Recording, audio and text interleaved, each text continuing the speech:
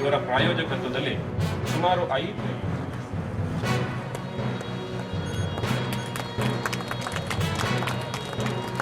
ಕಾರ್ಯಕ್ರಮವನ್ನು ಉದ್ಘಾಟನೆ ಮಾಡಿದಂಥ ಸಣ್ಣ ವಿಜ್ಞಾನ ಕೇಂದ್ರಗಳನ್ನು ಪ್ರಾರಂಭ ಮಾಡ್ತಾ ಇದ್ದಾರೆ. ಇಲ್ಲಿ ಉಪಕೇಂದ್ರ ಆಗಿದ್ದು ಆ ಉಪಕೇಂದ್ರಗಳು ನಾವು ಪ್ರಮೋಟ್ ಮಾಡಿ ರೀಜನಲ್ ಸೆಂಟರ್ಸ್ ಮಾಡ್ತಕ್ಕಂಥ ಪ್ರಯತ್ನ ಈಗಾಗಲೇ ಮಾಡ್ತಾ ಇದ್ವಿ. ಹೋದ ವರ್ಷ ನಾವು ಕೇಂದ್ರ ಸರ್ಕಾರದ ಸಹಾಯದೊಂದಿಗೆ ರಾಯಚೂರು, ಚಿಕ್ಕಮಗಳೂರು ಮತ್ತು ಯಾದಗಿರಿಯಲ್ಲಿ ಆ ರೀಜನಲ್ ಸೆಂಟರ್ಸ್ನ ಅಪ್ಗ್ರೇಡ್ ಮಾಡ್ತಕ್ಕಂಥ ಪ್ರಯತ್ನ ಮಾಡಿ ಈಗಾಗಲೇ ಅದರ ಅನುಮತಿ ಸಹಿತ ನಾವು ಪಡೆದಿದ್ದೀವಿ. ಅದೇ ರೀತಿಯಾಗಿ ಬರುವಂಥ ದಿನಗಳಲ್ಲಿ ಈ ಉಪಕೇಂದ್ರವನ್ನು ಸಹಿತ ನಾವು ರೀಜನಲ್ ಸಬ್ ಸೆಂಟರ್ ಮಾಡುವಂಥ ಒಂದು ಪ್ರಯತ್ನ ನಾವು ಮಾಡ್ತೀವಿ. ಅದಕ್ಕೆಲ್ಲ ವಿಶ್ವವಿದ್ಯಾಲಯದ ಮತ್ತು ಇರತಕ್ಕಂಥ ನಮ್ಮ ಜನಪದಗಳ ಸಹಕಾರದೊಂದಿಗೆ ನಾವು ಅದನ್ನು ಪ್ರಮೋಟ್ ಮಾಡಲಿಕ್ಕೆ ಒಂದು ದೊಡ್ಡ ಅವಕಾಶ ಇದೆ. ವಿಶ್ವವಿದ್ಯಾನಿಲಯವನ್ನು ಪ್ರಾರಂಭ ಮಾಡೋದಕ್ಕೆ ಮಾಡಿದ್ವಿ. ಆದರೆ ಅದು ಬರ್ತಾ ಏನಾಗಿದೆ ಅಂದರೆ ಒಂದು ಜನರಲ್ ವಿಶ್ವವಿದ್ಯಾನಿಲಯ ಆಗ್ಬಿಟ್ಟಿದೆ. ಅದು ನನ್ನ ಉದ್ದೇಶ ಆಗಿರಲಿಲ್ಲ.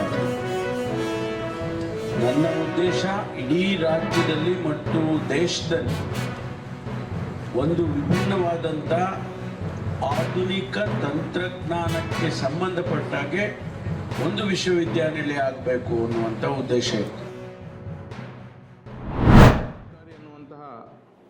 ಈ ಮೊಬೈಲ್ ಸೇವೆಯನ್ನು ತಾಯಿ ಮತ್ತು ಮಗುವಿನ ಆರೋಗ್ಯದ ಹಿತದೃಷ್ಟಿಯಿಂದ ಈ ಒಂದು ಸೇವೆಯನ್ನು ಪ್ರಾರಂಭಿಸಿದೆ.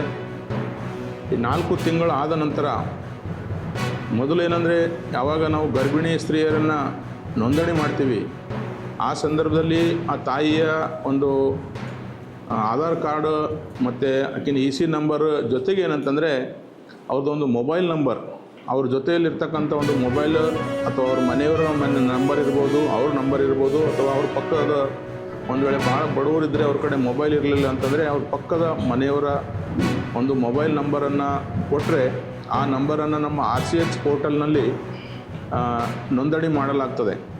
ನೋಂದಣಿ ಆದಮೇಲೆ ಏನಾಗ್ತದೆ ಅಂದರೆ 4 ತಿಂಗಳ ಗರ್ಭಿಣಿ ಆದ ನಂತರ ಪ್ರತಿ ವಾರವೂ ಕೂಡ ಅವರಿಗೆ ಒಂದು ಮೊಬೈಲ್ ಏನಂದರೆ ಮೊಬೈಲ್ ಕರೆ ಬರ್ತದೆ. ಕರೆ ಬಂದು ಅವರ ಆರೋಗ್ಯದ ಬಗ್ಗೆ ಎಲ್ಲ ಮಾಹಿತಿಯನ್ನು ಕೊಡ್ತದೆ. ನೀವು ಯಾವಾಗ ತಪಾಸಣೆ ಮಾಡ್ಕೊಳ್ಬೇಕು, ಗರ್ಭಿಣಿ ತಪಾಸಣೆಗೆ ಯಾವಾಗ ಹೋಗಬೇಕು, ಯಾವ ರೀತಿ ಎಂಥ ಆಹಾರವನ್ನು ಊಟ ಮಾಡಬೇಕು, ಆಮೇಲೆ ಅವರು ಲಸಿಕೆ ಯಾವ ಲಸಿಕೆಯನ್ನು ತೆಗೆದುಕೊಳ್ಬೇಕು ಅನ್ನುವುದರ ಬಗ್ಗೆ ಸಂಪೂರ್ಣವಾದಂಥ ಮಾಹಿತಿಯನ್ನು ಕೊಡ್ತದೆ.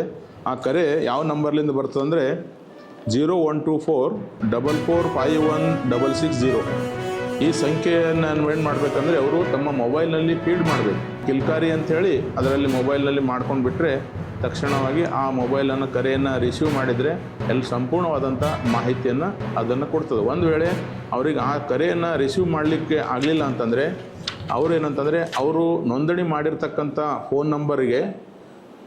ಫೋನ್ ನಂಬರ್ಲಿಂದ 14423 ಈ ಸಂಖ್ಯೆಗೆ ಅವರು ಕರೆ ಮಾಡಿದ್ದೇ ಆದಲ್ಲಿ ಮತ್ತೆ ಸಂಪೂರ್ಣವಾದಂಥ ಮಾಹಿತಿ ಅವರಿಗೆಲ್ಲ ಏನೇನು ಮಾಹಿತಿ ಕೊಡಬೇಕು ಆ ಮೊಬೈಲ್ ಮುಖಾಂತರ ಎಲ್ಲ ಮಾಹಿತಿಯನ್ನು ಕೂಡ ಕೊಡ್ತದೆ.